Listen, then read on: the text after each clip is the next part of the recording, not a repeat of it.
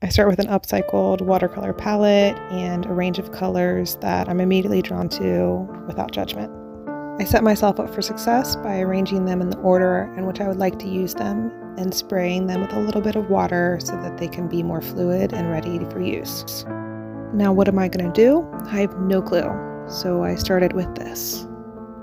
Because I had more colors in a smaller space, I felt like smaller marks would be the best way to set myself up for success, especially since some of these colors are contrasting, and if they were all over the page, that could potentially muddy it up. The small repetitive mark making is another way to set myself up for success because it's something I can do without thinking too much about it.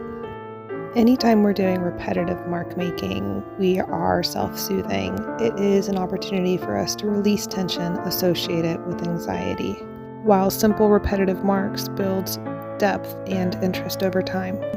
Watercolors are a material that's difficult to control, and because of that, it kind of forces us to be more present in order to use them in a way that doesn't trigger or overwhelm us.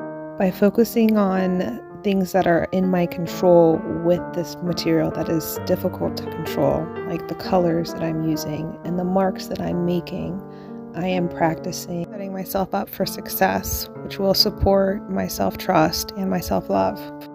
At the bottom of the page, I used white oil pastel, which is naturally resistant to the watercolors, so that the words or drawings will be revealed as the watercolor goes over top of it.